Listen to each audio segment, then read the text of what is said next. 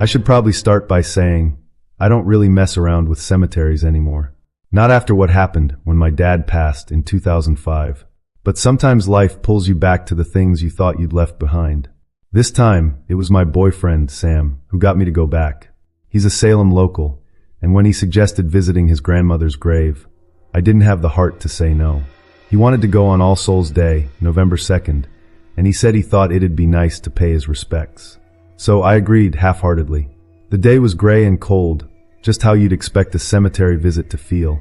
And when we got to Howard Street Cemetery, there were people scattered around, a few handing out pamphlets. I guess they were religious folks, trying to offer comfort or something. One guy handed me a pamphlet, and out of politeness, I took it, figuring I'd just leave it in my pocket until we left. Sam and I wandered around for a while, trying to find his grandmother's grave. Howard Street isn't a huge cemetery, but it's old, and the gravestones are kind of all over the place. Some are barely readable, eroded by years of New England weather. We went row by row, checking the names, but nothing seemed to match. An hour went by, then another, and we still hadn't found her.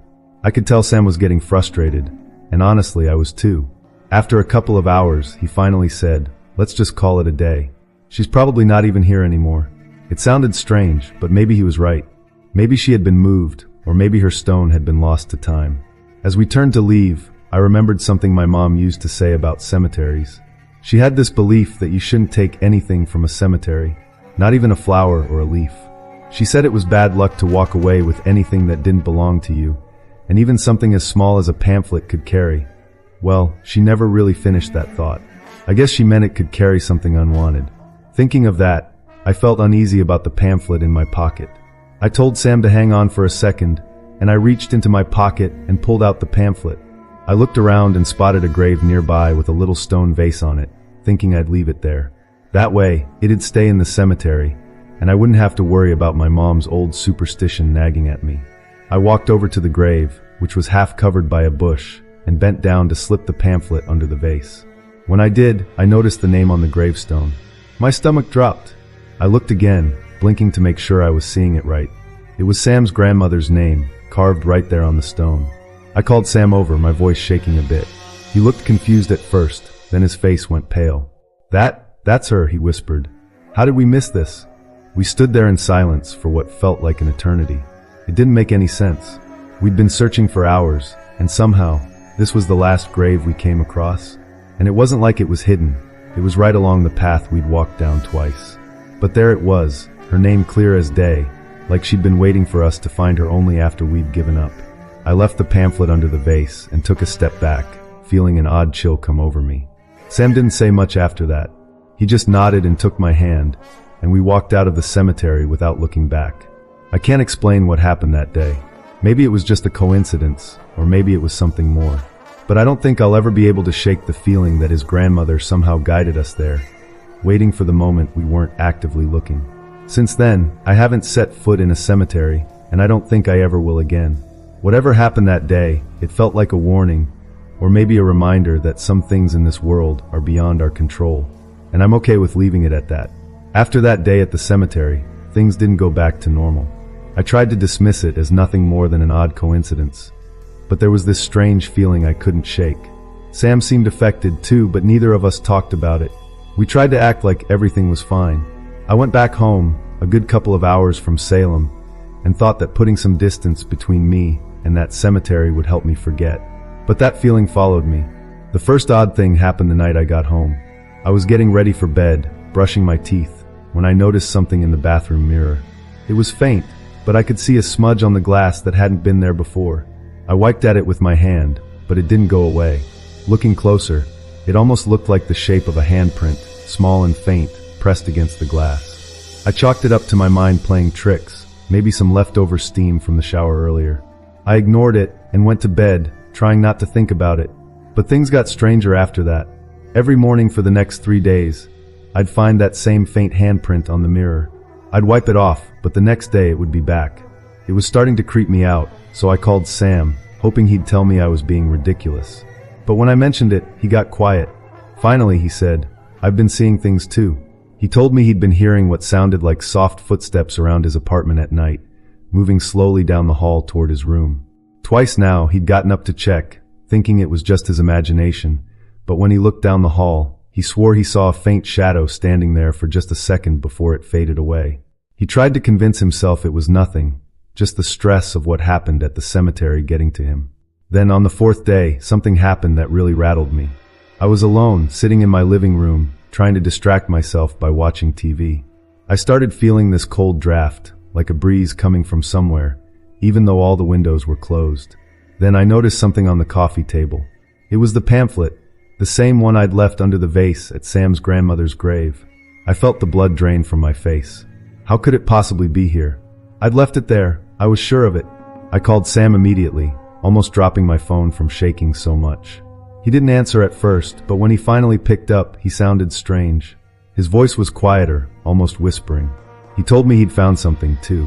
On his nightstand, he'd discovered an old photograph of his grandmother that he didn't remember taking with him. But there it was, staring up at him. It looked worn, like it had been buried in the dirt for years. We both sat in silence, realizing we'd brought something back with us from that cemetery. That night, I didn't sleep. I kept thinking I'd see that handprint again, or that the pamphlet would reappear somewhere else. But it didn't. Instead, as I was lying there in the dark, I started hearing a soft whispering sound coming from somewhere in the room. I couldn't make out the words, but it sounded almost like a lullaby, something too old and faint to understand. I stayed completely still, barely breathing, until it finally stopped, leaving an eerie silence hanging in the air. The next morning, I called Sam and told him we needed to go back to the cemetery, to put everything back the way it was. Maybe it was superstition, or maybe I was losing my mind, but something told me that's where we needed to be. We arranged to meet back in Salem, hoping that whatever we'd brought with us would stay behind this time. Before the next story, please subscribe. I'm a pretty rational guy, and I don't believe in ghosts or anything supernatural, but what happened to me at that hotel has changed the way I think about everything. It all started when I needed to get away for a few days. Work was stressing me out, and I just needed to clear my head. I found this remote hotel online, on a small island a few hours from the mainland. The place looked amazing in the pictures, isolated, peaceful, right by the water. The perfect spot to unwind. The reviews were a bit mixed, but I figured people were just being picky. The idea of being away from everyone sounded perfect. I booked a week, packed my bags, and took the ferry out there. The ride was pretty relaxing, and the island was beautiful. But when I arrived at the hotel, things already felt off. It wasn't like the pictures. The building looked older, almost run down. The paint was peeling, the windows were grimy, and there was this strange, heavy feeling in the air. It didn't feel welcoming.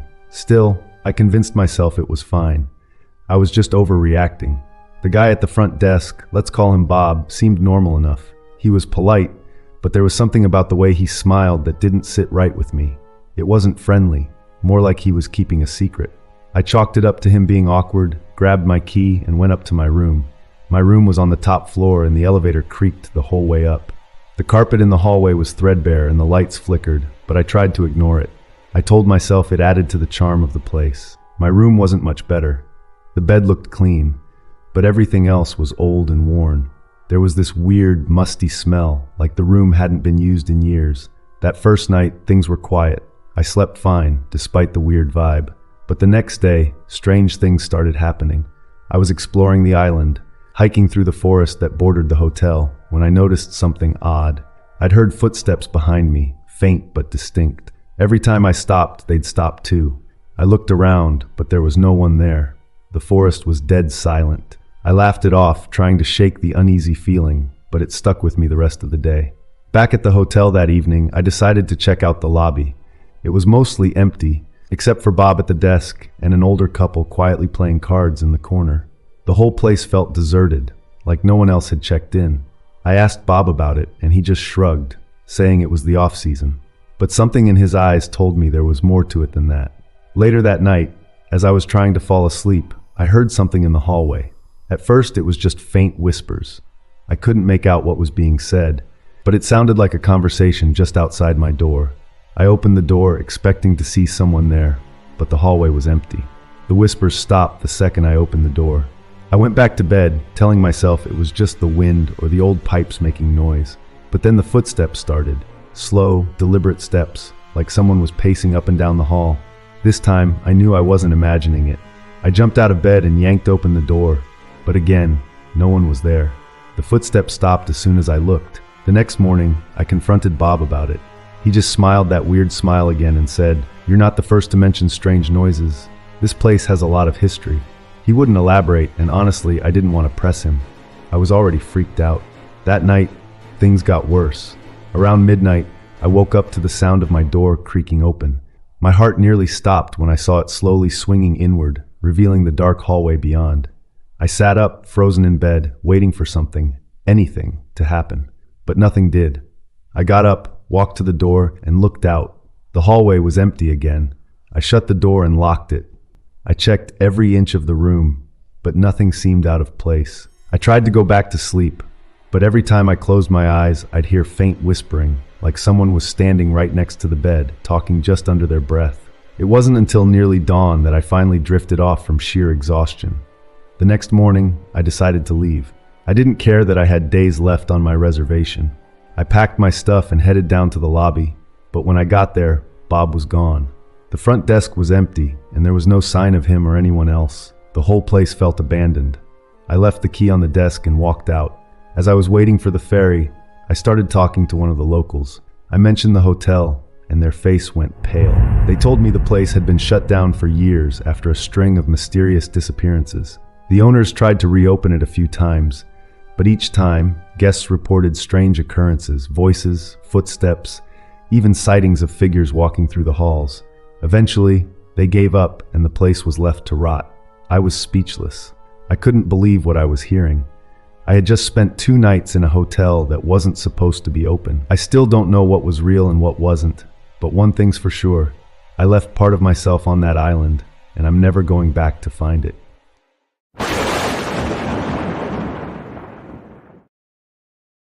It's been 3 months since that hiking trip in the Appalachians, and I still can't shake the feeling that something's not right. I keep looking over my shoulder, expecting to see, I don't know what. But let me start from the beginning.